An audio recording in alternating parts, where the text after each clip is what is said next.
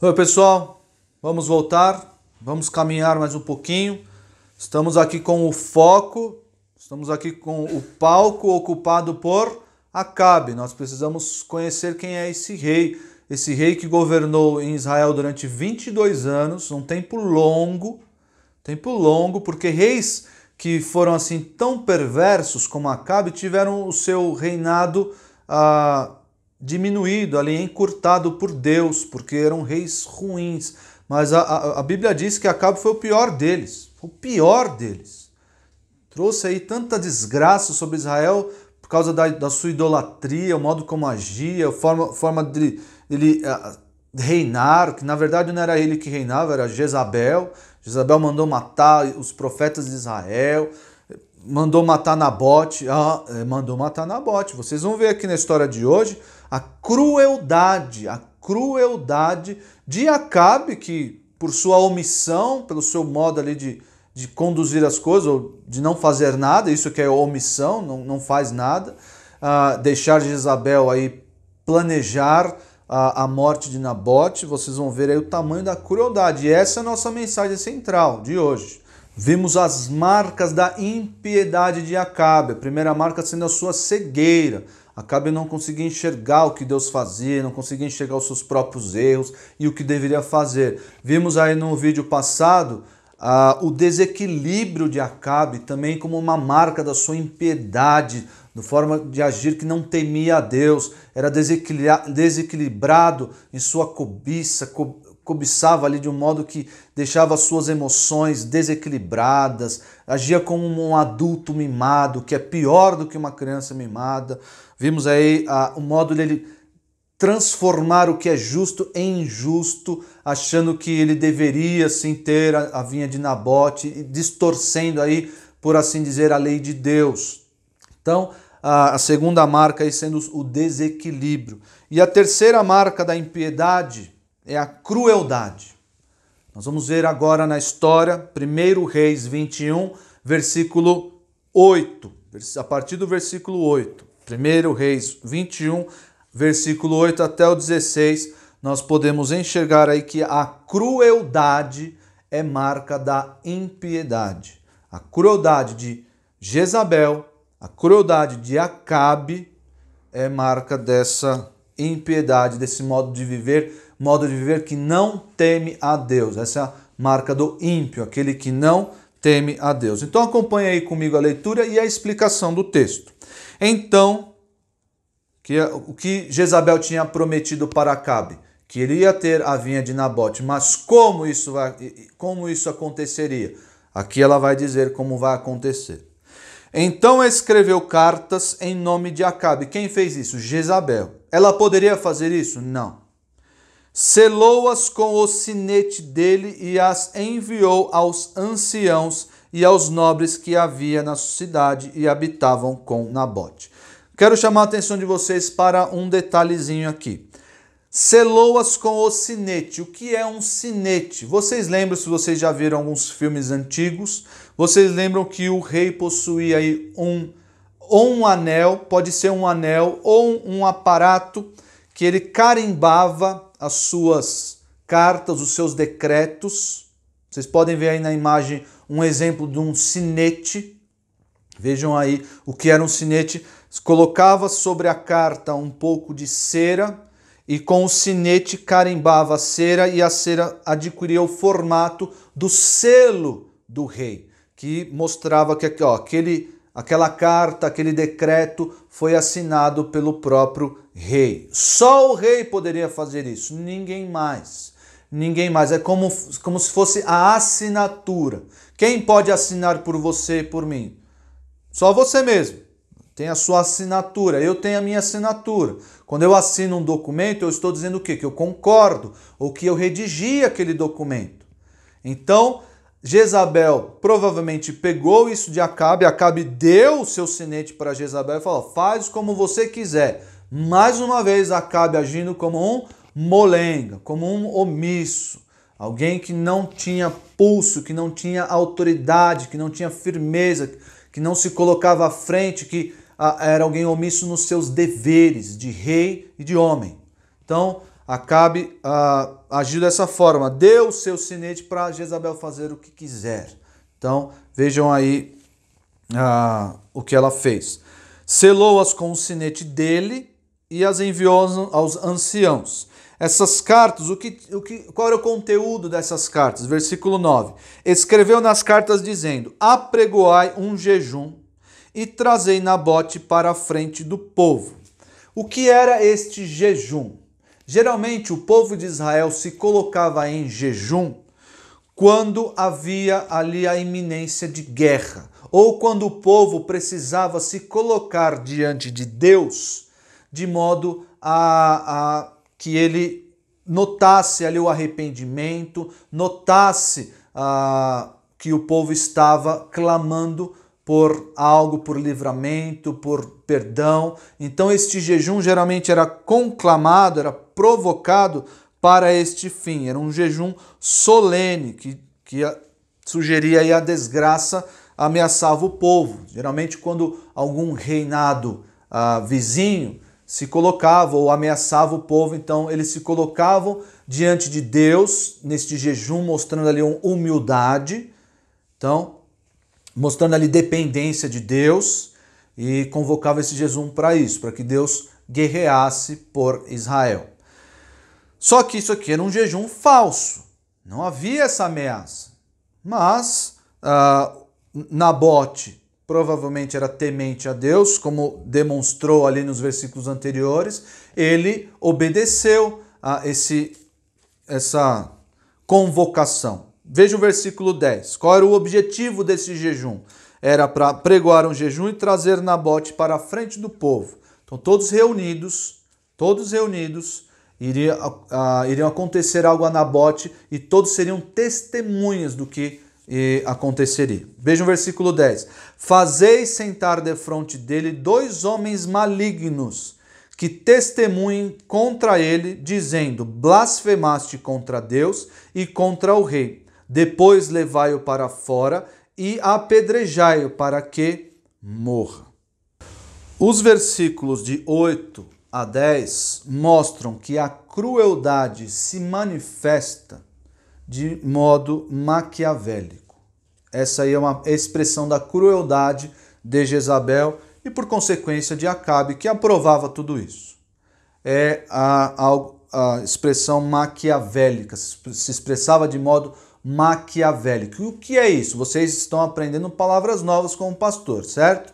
Eu gosto de ensinar palavras novas para vocês. Então, anotem aí, vejam como escreve maquiavélico e anotem no seu caderno para você ter familiaridade com essas palavras. É algo que você vai usar na sua vida. Né? Está adicionando vocabulário para você poder ler melhor, falar melhor, se expressar melhor. Então, de onde vem essa expressão maquiavélico? Maquiavélico vem de um filósofo italiano que viveu ali no século XV para o século XVI, chamado Nicolau Maquiavel.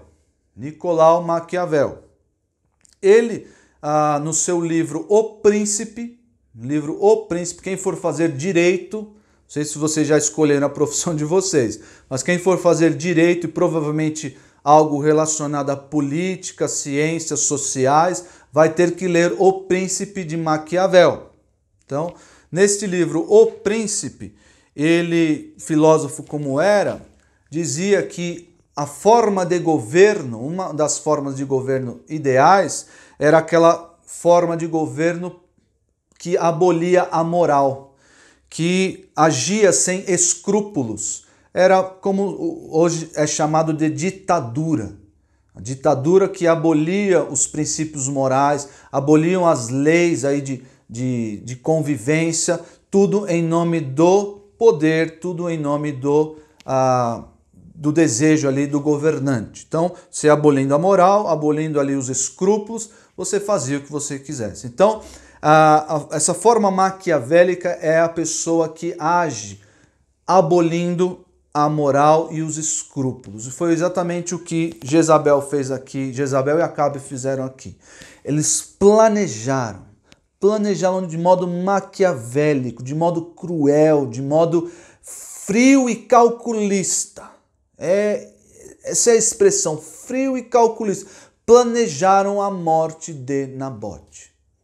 Tudo isso com o tempo, sem remorso, sem arrependimento, sem nenhuma dor no coração. O seu coração estava cheio de crueldade, e essa crueldade se expressou de modo maquiavélico.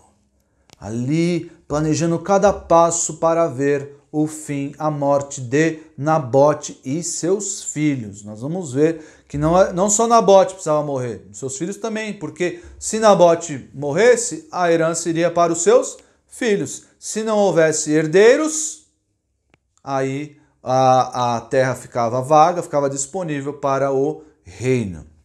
Então, essa primeira expressão ali, primeira forma de expressão da crueldade, a forma maquiavélica, fria, calculista, cruel, amarga, sem nenhum remorso. Está aí nos versículos de 8 a 10. E, seguindo aí a leitura, vocês podem ver dos versículos 11 a 16, dos versículos 11 a 16, vocês vão ver o cumprimento desse plano maquiavélico de Jezabel. E aí o cumprimento desse plano vai mostrar que essa crueldade de Jezabel se expressa de forma hedionda, de Jezabel e de Acabe, de forma hedionda, mais uma palavra nova aí para alguns. Vocês já ouviram falar dos crimes hediondos? Aqui, o que Jezabel e Acabe fizeram foi um crime hediondo, um crime perverso, um crime desprezível, algo dotado de uma crueldade sem precedentes, um crime hediondo. Esse é o sentido da palavra hedionda. Vocês notam pela leitura do trecho que essa forma fria de agir beira aí o modo como um psicopata age, uma pessoa fria que não mede esforços e não lida, não tem mais freios morais que os impeçam de dar cabo ao seu plano maquiavélico.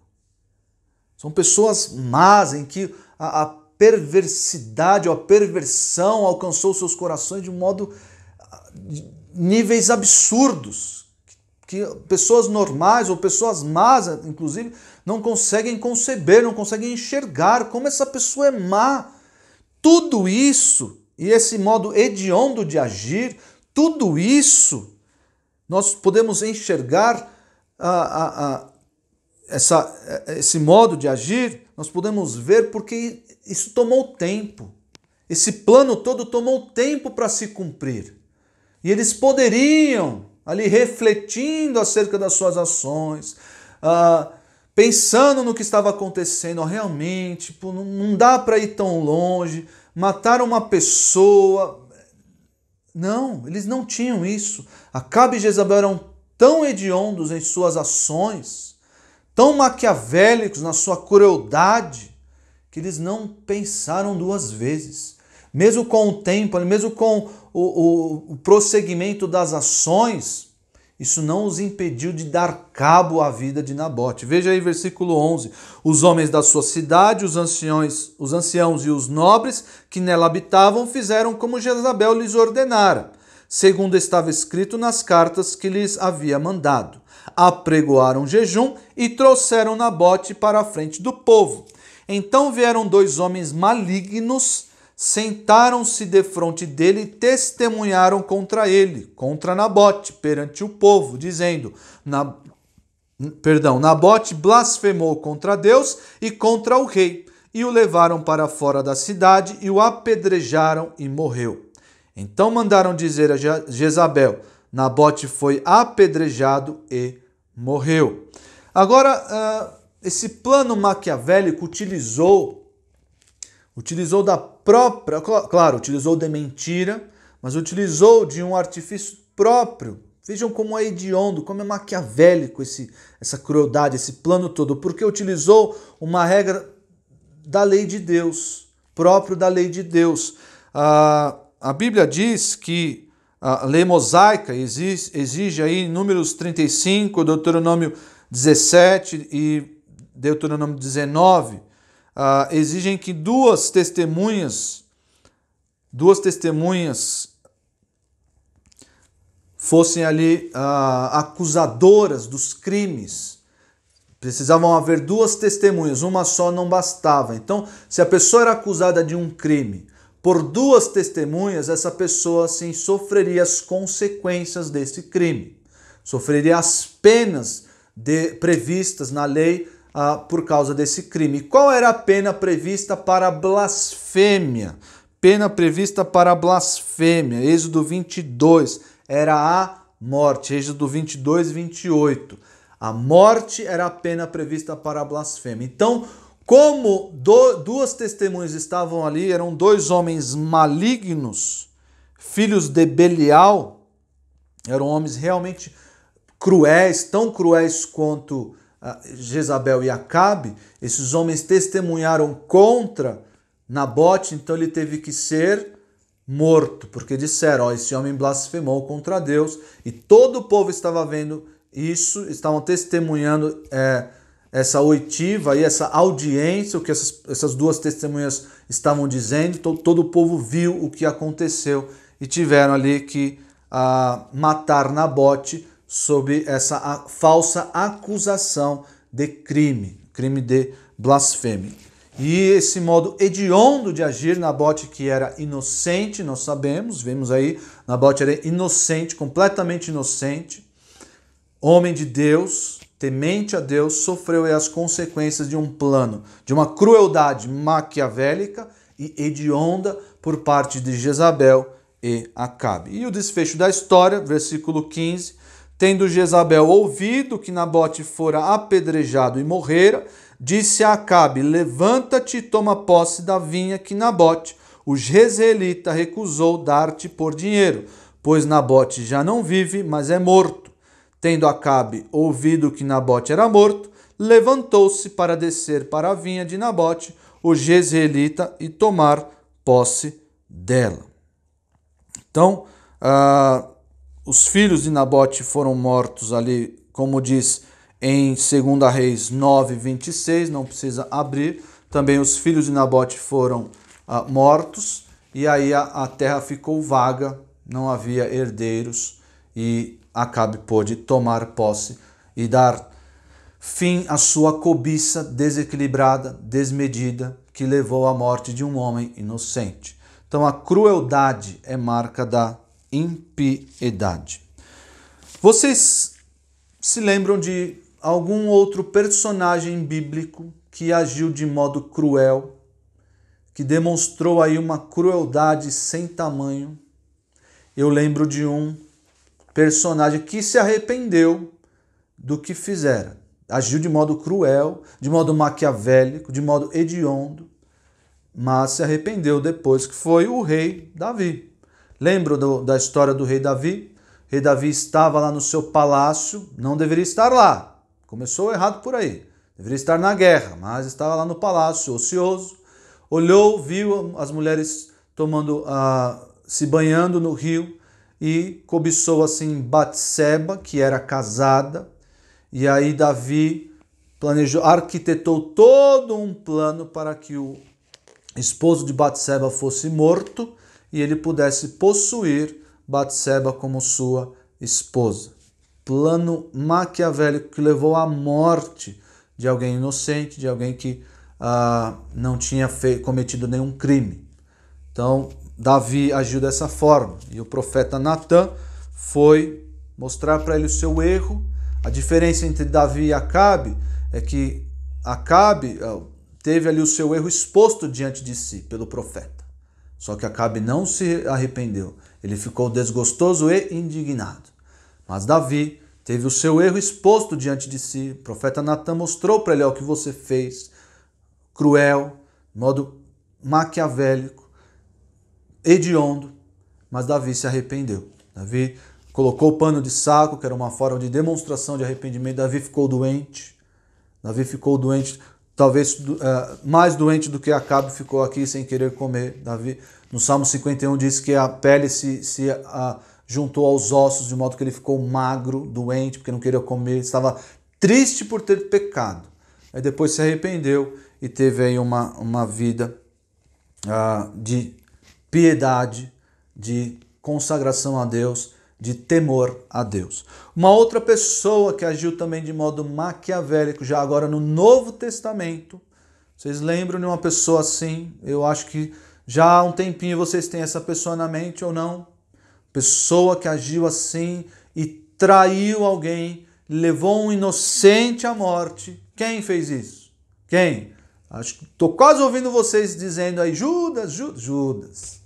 Judas agiu assim, de modo maquiavélico, de modo hediondo, porque ele levou um inocente à morte. Crueldade no coração de Judas, traindo ali o Senhor Jesus. Ele sabia, ele foi lá conversar com os mestres da lei, com os fariseus, os sacerdotes, e foi tramar como poderia trair Jesus. E aí disse a eles, a quem eu beijar, estou entregando, quem eu beijar, este é o Cristo, então vocês devem prender ele, e aí vocês me dão uma quantia de dinheiro em troca desse favor hediondo, maquiavélico, cruel. Judas agiu assim e não se arrependeu. Há quem acredite que Judas se arrependeu, mas não se arrependeu. Ele teve um remorso, que foi ali uma tristeza, mas não era um arrependimento que levava à vida. O arrependimento de Judas, o remorso de Judas, o levou a tirar a própria vida, a se suicidar. Mas eu quero chamar a atenção de vocês para uma outra categoria, outras pessoas que agiram assim, de modo maquiavélico. Abra aí em João 11. João capítulo 11. João 11, versículo 47. João 11, 47. Jesus tinha acabado de ressuscitar Lázaro. Jesus já tinha feito vários outros milagres. Jesus já tinha dito outras coisas que estavam incomodando os sacerdotes, os escribas, os fariseus, como nós conhecemos. Jesus já tinha dito que era Deus, e eles pegaram em pedras para apedrejá-lo, porque na cabeça desses sacerdotes isso era heresia, ninguém poderia arrogar para si a divindade, mas Jesus poderia fazer isso porque ele era Deus, nós sabemos, mas eles não aceitavam isso. Então, foi nesse momento em que ele demonstrou seu poder sobre a morte, ressuscitando Lázaro, que eles decidiram, nós vamos encontrar um meio para matar esse homem. Começaram o seu plano maquiavélico, externizando ou exteriorizando a sua crueldade, colocando para fora toda a sua crueldade, sua perversão.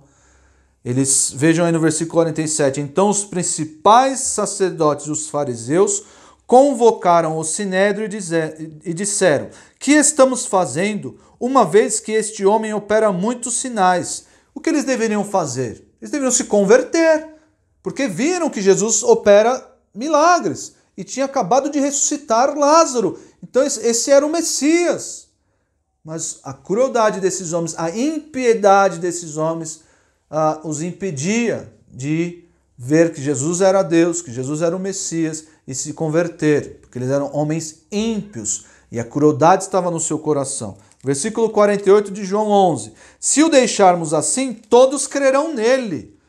Vejam aqui, depois virão os romanos e tomarão não só o nosso lugar, mas a própria nação. Vejam, esses homens estavam preocupados com a sua posição. Nós vamos perder a nossa posição, nós vamos perder o nosso salário, nós vamos perder nosso status social diante da sociedade, vamos perder tudo isso. Versículo 49. Caifás, porém, um dentre eles, sumo sacerdote naquele ano, advertiu-os dizendo, vós nada sabeis, nem considerais que vos convém que morra um só homem pelo povo e que não venha a perecer toda a nação.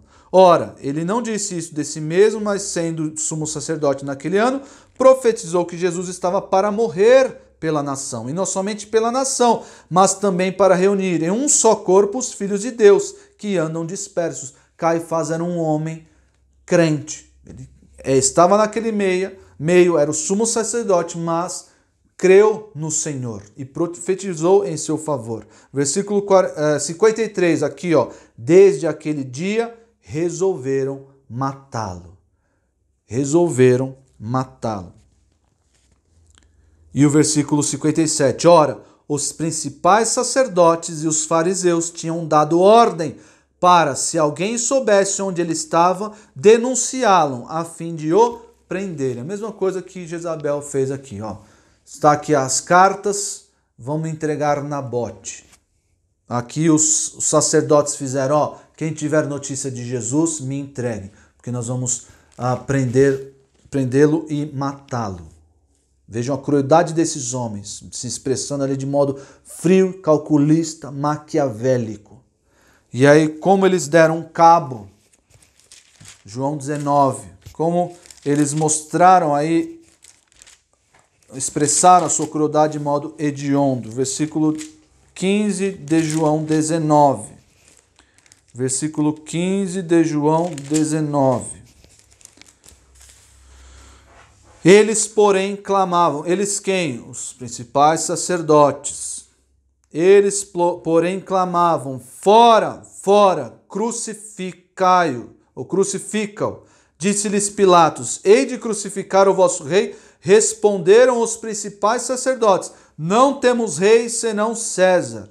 Então Pilatos o entregou para ser crucificado. Está aqui a consumação da crueldade dos principais sacerdotes. Eles crucificaram o Senhor Jesus, entregaram o Senhor Jesus para ser crucificado. Essa é a história de hoje. A crueldade é marca da impiedade. Você conhece homens assim? Você conhece pessoas assim? Pessoas cruéis, cruéis contra outras pessoas, cruéis contra a natureza, cruéis em seu modo de agir, em seu modo de pensar, pessoas que só maquinam o mal, pessoas que gostam de pisar nas outras, gostam de humilhar as outras. Nós não somos assim. O povo de Deus não é assim. O povo de Deus se humilha debaixo da mão de Deus, se humilha debaixo das autoridades, se humilha. O povo de Deus age com mansidão, de modo pacífico, de modo a implementar onde vive a paz, a alegria, para vivermos de modo agradável, não só a Deus, mas também às pessoas ao nosso redor. Esse é o homem de Deus. Acabe e Jezabel não eram assim, porque não temiam o Senhor. E aí o seu coração era só crueldade, crueldade que se expressou de modo maquiavélico e hediondo, botando fim ali à vida de Nabote. E o versículo de hoje, para decorarmos, o versículo de hoje está em Provérbios 14, 22. Acaso não erram os que maquinam o mal? Quem estava maquinando o mal? Jezabel e Acabe. Acaso não erram os que maquinam o mal? Mas amor e fidelidade haverá para os que planejam o bem. E é assim que nós devemos ser, sempre planejando o bem de todas as pessoas, mesmo que isso nos custe. E para Nabote, obedecer a Deus custou a sua própria vida. Custou a sua própria vida para Nabote. Ele obedeceu a Deus, não quis negociar com o rei. E mesmo que nos custe a própria vida, nós devemos planejar e fazer o que é bom aos olhos do Senhor. Acaso não erram os que maquinam o mal? Mas amor e fidelidade haverá para os que planejam o bem. Provérbios 14, 22. Vejo vocês no próximo vídeo. Que Deus abençoe vocês. Tchau, tchau.